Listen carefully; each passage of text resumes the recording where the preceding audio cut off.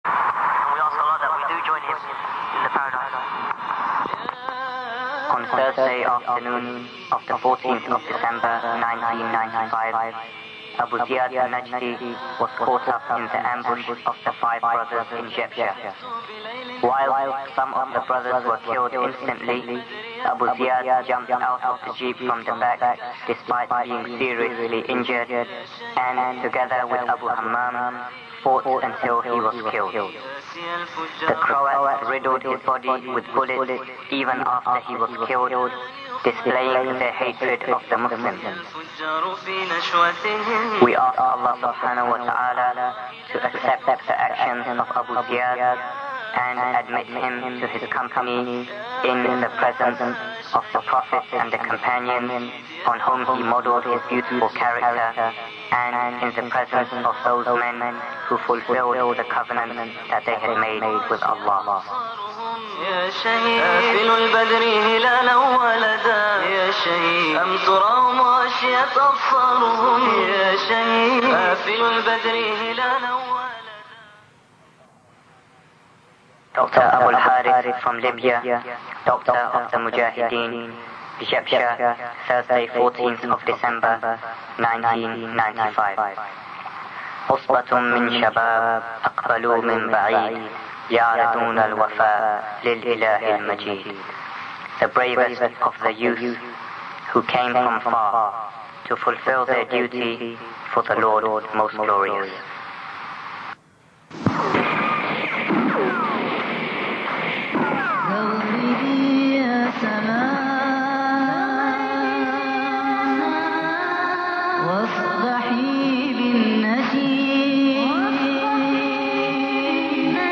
A medical doctor living and working in Austria, he wasted no time in crossing over the border to the Balkans in the summer of 1992. He knew that now he had to really prove to Allah that his medical career was in fact to help Islam and the Muslims. Dr. Abu al-Harith thus became one of the first foreign Mujahideen to enter Bosnia and their first doctor. With a Kalashnikov rifle in one hand and a medical kit in the other, he accompanied the Mujahideen in all of their operations, fighting in the first line 1 minute and attending to the injured in the second line the next minute.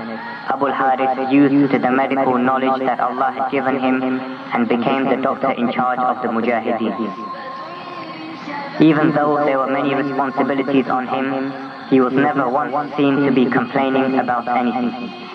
During the night, many brothers witnessed his prolonged prayers and much weeping. His manners and character were matched by few. As he was in his late 30s, he was amongst the oldest Mujahideen at that time. His wisdom, intelligence, and strong character made him a senior figure amongst the foreign fighters.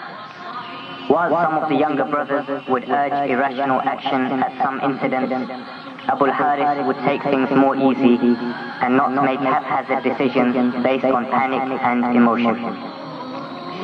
He would encourage the brothers to avoid talking much, but to concentrate their energies into positive action. At the start of the war, the fighting was heavy, the work was much, but the Mujahideen were few. So few that if one was killed, there might be no one to take the other's place. However, despite these hard times, Abu al-Harith still urged the brothers to purify their intentions, as the pure intention would bring the victory from Allah. His dreams and aspirations were very high, both for himself and for the Mujahideen in Bosnia. In 1993, he became the third Amir of the Mujahideen after Abu Abdulaziz and Wahyuddin Misri rahmatullah alayh.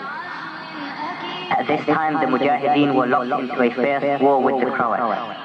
This was a very testing time for the Mujahideen, as the Croats cut their supply of food, ammunition, money, and the most important, people. Abu al-Harith kept the regiment together and helped them to pull through these hard times.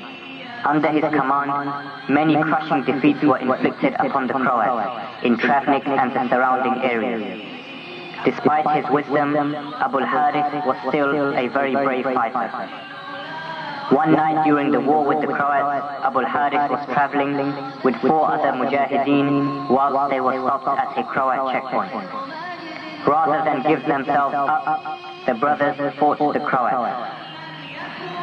2 of the brothers shot and killed 2 of the Croats, while Abu al-Harith killed the 3rd watchguard with 1 well-placed grenade. And so Abu al-Harith led the Mujahideen for another year or so before handing over the leadership to Abu al-Ma'ali. He stayed with them throughout 93, 94, and participated in all of the summer operations of 1995. During Operation Miracle, he was seriously injured by a mine while tending to an injured brother. He went into hospital and stayed there for some time. During Operation Badr, he remained at base camp and attended to the injured from that operation too, even though he himself had not fully recovered. The summer came and went, and the Dayton Peace Agreement was signed. Thousands of American troops began to pour into Bosnia. Dr. Abu al-Harith was instrumental in preparing the Mujahideen's medical supply line should they need to fight the Americans. One brother describes Dr. Abu al-Harith al-Libi.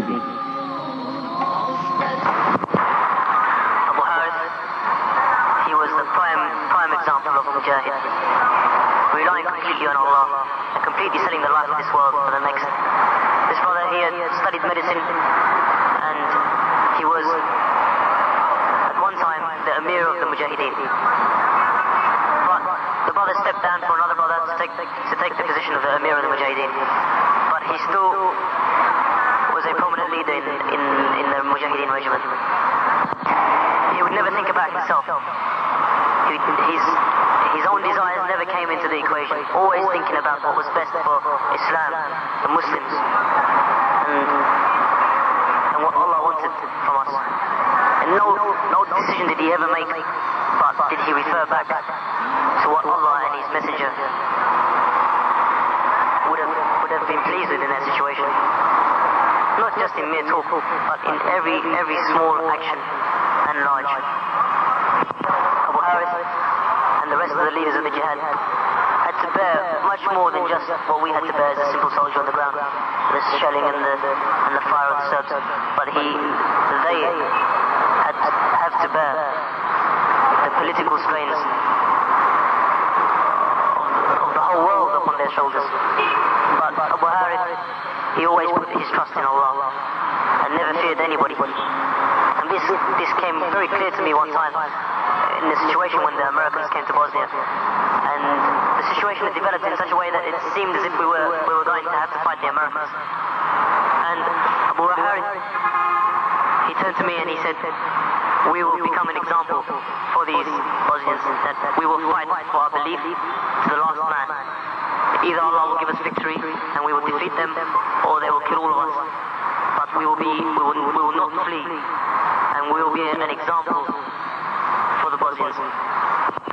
الذين قال لهم الناس إن الناس قد جمعوا لكم فاخشوهم فزادهم إيمانا وقالوا حسبنا الله ونعم الوكيل. Allah says in the Quran, when the Mushrikeen and the Kuffar surrounded Medina in their attempt to destroy the believers, that when the people said to the believers, fear them, fear the disbelievers, they have come, they said حسبنا الله ونعم الوكيل, and it only increased them in their iman. So when Abu Harith, he said that to me, that ayah of Quran, it just came to life and it reminded me. And so in these troubled days of the American presence, and I say troubled because trouble in the sense that there would be peace, and this is the most hated thing for the Mujahid, is the peace with the enemy. And in these troubled days, there was an explosion in the Mujahideen camp, and by the qadr of Allah, I was slightly injured by this explosion. And as I was on the floor, I remember seeing the face of Abu Harith as he ran up to me, and him and a few other brothers grabbed me and put me on the stretcher before a second explosion, or a third, or any other attack. And they grabbed me and they took me inside the building, and the door that he wanted to open, it was locked. And Abu Harith, he didn't look for the key. He just broke the door down and just took me inside. And that's one of the memories that will always stay with me. There's the face of Abu Harith picking me up and taking me, breaking the room down, and then checking me and bandaging me. It's something that, inshallah, I'll remind him of. Inshallah, if Allah blesses me and enables me to meet him again, inshallah, in paradise.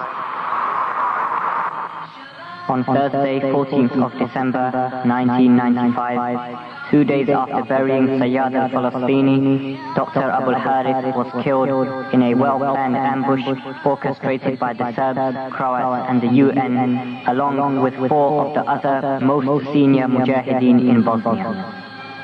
When the Croats found his body, they recognized it as the body of the man who had inflicted heavy defeats on them during 1993. They shot his body repeatedly, and it was found with all of the bones shattered. However, unfortunately for the Croats, the Prophet Muhammad ﷺ related in Tirmidhi hadith 1400 years before this incident, a martyr feels no more pain when he is killed than the stinging of an insect. Dr. Abu al-Harith, speaking from the Biala Bucha front line, on Thursday, 31st of December, 1992, to a group of brothers who were returning back to England. I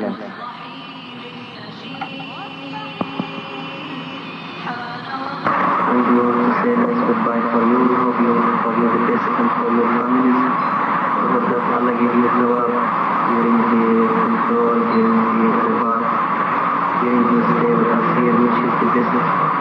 Which is better than 1 hour here, better than before life and after that we get to said. We hope that we will love each other in Allah so much. We will brother in Jannah, inshallah. And for me, don't forget us from your dua, and we also for your dua. Dua for you. If Allah give us more time in this life, we might meet again. We leave your address with our minds so that we have this weekend.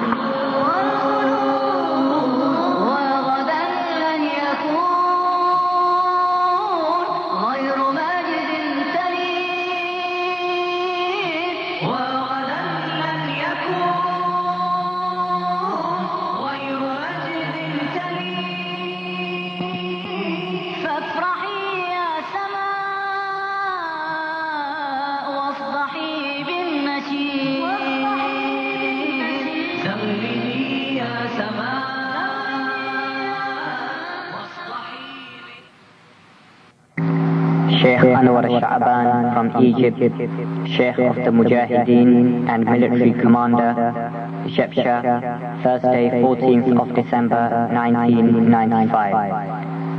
النور ملء عيوني والحور ملك يميني. The light fills my eyes and the hur is on my right hand side.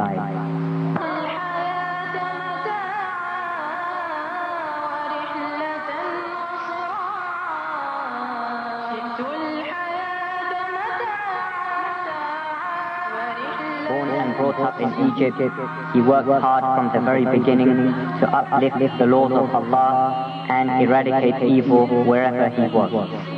Oppression was rampant in Egypt at the time, and the country was suffering due to the general ignorance of the masses. Anwar entered university and began studying Islam.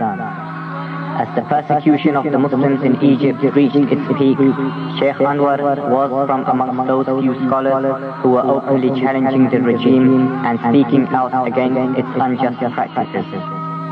He soon had to flee the country after the authorities began to look for him. After spending some time in other Muslim countries, increasing his knowledge of Islam even more, he ended up seeking political asylum in Italy. The 1990s had just begun, and the Muslim community in Italy was just the same as elsewhere in Europe, asleep and busy in the worldly affairs.